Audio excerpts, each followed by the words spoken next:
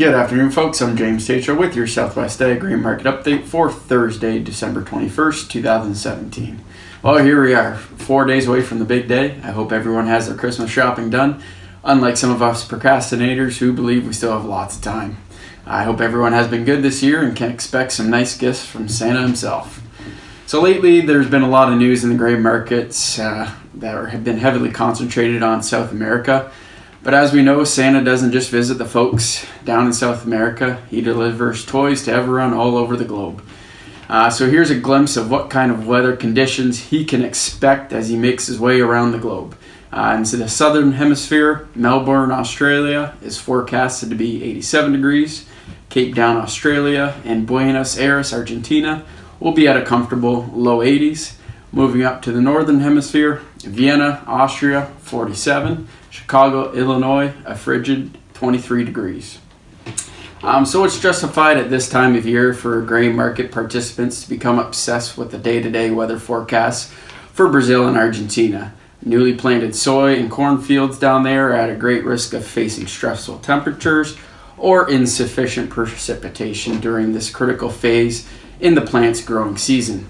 As it happens, DTN's forecast for southern Brazil and northeastern Argentina suggests that scattered showers will arrive and be very beneficial for previously stressed crops in those regions. No doubt that outlook has helped to drive the lower trend on soybean future charts. So I can see why Brazil and Argentina are a hot topic this time of year, as they are expected to harvest over 66% of the southern hemisphere's crop. That is 11% of the total global crop. For comparison, the United States alone produces 34% of the northern hemisphere's crop of feed grains, and that's about 29% of the global crop.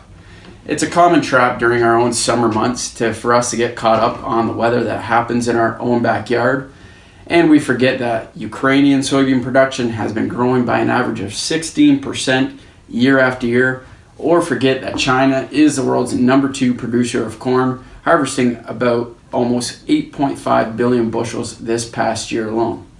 Or Romania's production of wheat, corn, and barley in 2017 is expected to increase by 10%.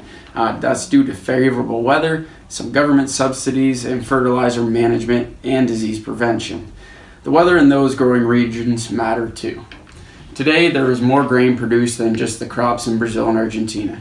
Santa doesn't forget about the folks across the big pond, and neither should we as grain marketers. The grain they produce all feeds into the global supply and demand picture, which is rather bearish of late, in case anyone hasn't noticed. So globally, coarse grains are forecasted to have a stocks-to-use ratio of 17% for the current marketing year. Anyone looking to see the price of corn, beans, or wheat move higher should be looking anywhere on earth for a supply disruption that could potentially tighten the belt on those inventories. The most recent batch of the WASDE from the USDA demonstrated the importance of the interplay between these different feed grain varieties. As we see, the 50 million bushel increase in the projection of corn use for ethanol in the United States was directly tied to the 50 million bushels of sorghum that is now expected to be taken out of the domestic ethanol grind and instead exported to China. So every event around the globe matters in today's agricultural market. As technology adoption improves or land uses change, it will be important to continue watching not just the big obvious grain producing countries for potential supply disruptions, but all those regions growing all the feed grains all across the globe. I hope the big man in the red suit finds his way to all the hardworking agricultural producers across the world this Christmas. Currently, January soys are down 5 at 9.48, March corn's up 1 at 3.51, and July 18 wheat is up 1 at 4.51. So one last thing, as part of Southwest Ag getting into the Christmas spirit, we are offering a special wet corn premium for harvest 2018.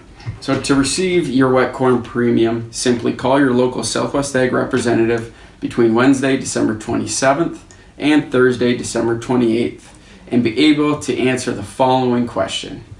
And so the question is, in 1967, the last time the Maple Leafs won the Cup, How many teams have won the Cup since that didn't have a team participate in the 1967 season? So if you're able to answer that question, you'll receive a nice wet corn premium for the holidays. So have a safe, happy, and blessed Christmas. Merry Christmas to everyone.